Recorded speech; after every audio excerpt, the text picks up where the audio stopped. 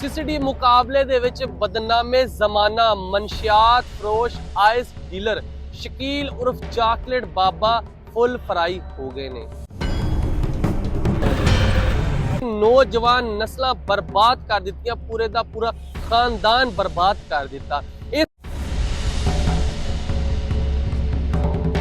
Faisalabad CCD मुकाबले दे विच बदनामे जमाना मनशियात फरोश ice dealer Shakeel उर्फ चॉकलेट बाबा फुल फ्राई हो गए ने। मैं आ मौजम जट ते तुसी वेख रहे हो जुर्म कहानी।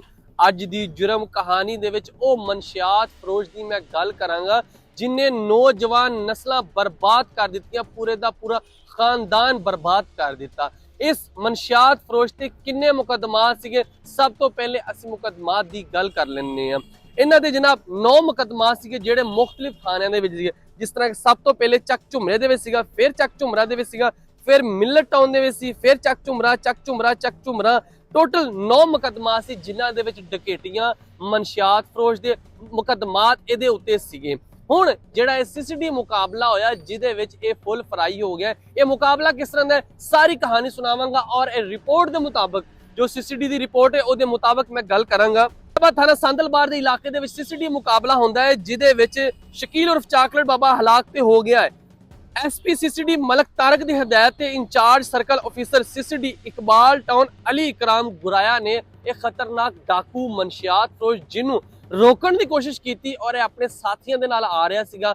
ਜਦੋਂ ਇਹਨੂੰ ਮੋਟਰਵੇ ਦੇ ਪੁਲ ਦੇ ਕੋਲ ਰੋਕਿਆ ਗਿਆ, ਇਹ ਰੁਕਿਆ ਨਹੀਂ, ਇਹਨੇ ਬਕਾਇਦਾ ਸੀਸੀਡੀ ਦੇ ਉੱਤੇ ਫਾਇਰਿੰਗ ਕਰ ਦਿੱਤੀ। ਫਾਇਰਿੰਗ ਦੋਵਾਂ ਤਰਫੋਂ ਹੁੰਦੀ ਰਹੀ। ਫਾਇਰਿੰਗ ਜਦੋਂ ਰੁਕਦੀ ਹੈ ਤੇ ਵੇਖਿਆ ਜਾਂਦਾ ਹੈ ਕਿ ਜਿਹੜਾ ਇਹ ਸ਼ਕੀਲ ਉਰਫ ਚਾਕਲੇਟ ਬਾਬਾ ਹੈ ਇਹ ਜਨਾਬ ਜ਼ਖਮੀ ਹਾਲਤ ਦੇ ਵਿੱਚ ਪਾਇਆ ਜਾਂਦਾ ਹੈ। ਇਹਦੇ ਸਾਥੀ ਉੱਥੋਂ ਨਸ ਜਾਂਦੇ ਨੇ। ਸੀਸੀਡੀ ਉਹਨਾਂ ਨੂੰ ਫੜਨ ਦੀ ਕੋਸ਼ਿਸ਼ ਕਰਦੀ ਲੇਕਿਨ ਉੱਥੋਂ ਉਹ ਨਸ ਜਾਂਦੇ ਨੇ।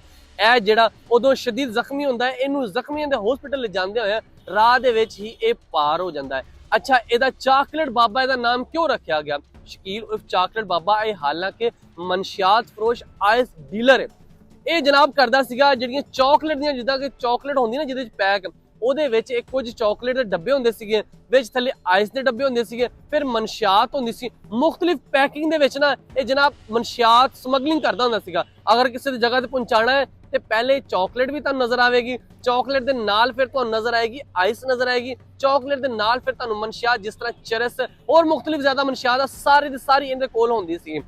ਹੁਣ ਜਿਹੜਾ ਪੁਲਿਸ ਮੁਕਾਬਲੇ ਦੇ ਵਿੱਚ ਇਹ ਜਨਾਬ ਇਹ ਪਾਰ ਹੋ ਗਿਆ ਕਿਉਂਕਿ फैसलाबाद ਨੂੰ ਮਨਸ਼ਿਆਤ ਤੋਂ ਪਾਕ ਬਣਾਉਣ ਵਾਸਤੇ ਵਜ਼ੀਰ ਆਲਾ ਪੰਜਾਬ ਮੁਹਤਰਮਾ ਮਰੀਮ ਨਵਾਜ਼ ਨੇ ਵੀ ਐਲਾਨ ਕੀਤਾ ਸੀਗਾ ਕਿ ਪੰਜਾਬ ਦੇ ਵਿੱਚ ਨਾ ਕਿਸੇ ਸ਼ਹਿਰ ਦੇ ਵਿੱਚ ਨਾ ਕੋਈ ਮਨਸ਼ਿਆਤ ਵੇਚਣ ਵਾਲਾ ਰਵੇਗਾ, ਨਾ ਕੋਈ ਮਨਸ਼ਿਆਤ ਪੀਣ ਵਾਲਾ ਰਵੇਗਾ। ਤੇ ਜਨਾਬ ਇਹ ਜਿਹੜਾ ਖਤਰਨਾਕ ਡਾਕੂ ਸੀਗਾ, ਨਾਲੇ ਮਨਸ਼ਿਆਤ ਨਾਲੇ ਆਇਸ ਫਰੋਸ਼ ਸੀਗਾ, ਇਹ ਜਨਾਬ ਪੁਲਿਸ ਮੁਕਾਬਲੇ ਦੇ ਵਿੱਚ ਜਦੋਂ ਇਹ ਪਾਰ ਹੋਇਆ ਨਾ, ਉਸ ਤੋਂ ਬਾਅਦ फैसलाबाद ਦੀ ਆਵਾਮ ਬੜੀ ਪੁਰਸਕੂਨ ਔਰ ਬੜੀ ਖੁਸ਼ ਇਸ ਗੱਲ ਤੋਂ ਆ ਕਿਉਂਕਿ ਹੁਣ ਜਿਹੜੀ ਨੌਜਵਾਨ ਨਸਲ ਬਰਬਾਦ ਹੁੰਦੀ ਸੀ ਨਾ, ਉਹ ਬਰਬਾਦ ਨਹੀਂ ਹੋਵੇਗੀ। ਇਹ ਜਿਹੜਾ ਸੀਸੀਡੀ ਮੁਕਾਬਲਾ ਹੋਇਆ ਇਹਦੇ ਤੇ ਬਾਕੀ ਜਿਹੜੇ ਲੋਕ ਆ, ਬਾਕੀ ਕੁਝ ਮਨਸ਼ਿਆਤ ਫਰੋਸ਼ ਹਾਲੇ ਵੀ ਹੈ ਵਾ, ਛੋਟੇ ਛੋਟੇ ਹਾਲੇ ਵੀ ਹੈ ਵਾ, ਕੋਈ ਡਾਕੂ ਵੀ ਹਾਲੇ ਹੈ ਵਾ, ਉਹਨਾਂ ਵਾਸਤੇ ਤਗੜਾ ਮੈਸੇਜ ਆ ਕਿ ਸੀਸੀਡੀ ਨੇ ਤੁਹਾਨੂੰ ਵੀ ਫੜ ਲੈਣਾ ਵਾ, ਤੁਹਾਡਾ ਵੀ ਮੁਕਾਬਲਾ ਹੋਣਾ, ਤੁਸੀਂ ਵੀ ਇਹਦੇ ਵਿੱਚ ਪਾਰ ਹੋ ਜਾਣਾ ਵਾ। ਉਸ ਤੋਂ ਪਹਿਲੇ ਤੁਸੀਂ ਜਿੰਨੇ ਪੁੱਠੇ ਕੰਮ ਆ ਸਾਰੇ ਦੇ ਸਾਰੇ ਛੱਡ ਜਾਓ। ਜੇ ਨਹੀਂ ਛੱਡੋਗੇ ਜਨਾਬ ਫਿਰ ਤੁਹਾਡਾ ਵੀ ਮੁਕਾਬਲਾ ਹੋ ਜਾਏਗਾ। ਹੁਣ ਜਿਹੜਾ ਇਹ ਮਨਸ਼ਿਆਤ ਫਰੋਸ਼ ਸੀਗਾ ਸ਼ਕੀਲ ਉਰਫ ਚਾਕਲੇਟ ਬਾਬਾ, ਇਹ ਜਿਹੜਾ ਮੁਕਾਬਲੇ ਦੇ ਵਿੱਚ ਪਾਰ ਹੋਇਆ, ਇਹ ਜਨਾਬ ਬਹੁਤ ਹੀ ਤਗੜੀ ਕਾਰਵਾਈ ਹੈ ਸੀਸੀਡੀ ਦੀ ਕਿਉਂਕਿ फैसलाबाद ਦੇ ਵਿੱਚ ਹੁਣ ਕਾਫੀ ਅਰਸੇ ਤੋਂ ਕੋਈ ਮੁਕਾਬਲਾ ਨਹੀਂ ਹੁੰਦਾ ਪਿਆ ਸੀਗਾ। ਹੁਣ ਇਹ ਚਾਕਲੇਟ ਬਾਬਾ ਸੀਗਾ ਕਿਉਂਕਿ ਚਾਕਲੇਟ ਦੇ ਵਿੱਚ ਪਤਾ ਨਹੀਂ ਸੀ ਚੱਲਦਾ, ਚਾਕਲੇਟ ਲੈ ਕੇ ਜਾ ਰਿਹਾ ਵਾ, ਕਿਸੇ ਨੂੰ ਕੀ ਪਤਾ ਚਾਕਲੇਟ ਹੈ ਜਾਂ ਮਨਸ਼ਿਆਤ ਆ। पूरी सीसीडी ने इन्हां दी रैकी कीती, रैकी करके जनाब इन्हां नूं मुकाबले दे विच इन्हां नूं पार कर दिता वा। ते हुण फैसलाबाद दे जिन्ने भी शहरी ना मैं उन्हां नूं खुशी दी ही गल दस रहा कि फैसलाबाद बिल्कुल मनशियात तो पाक आ ना। हुण कि तुहानूं मनशियात मिलनी आ ना ही तुसीं पीनी आ। ते सानूं दिओ इजाजत अगली कहानी वास्ते साडे चैनल नूं फॉलो करो, लाइक कर लो। तुहाडी भी कोई कहानी आ साडे नाल तुसीं राबता करो, तुहाडी कहानी भी असीं नशर करांगे।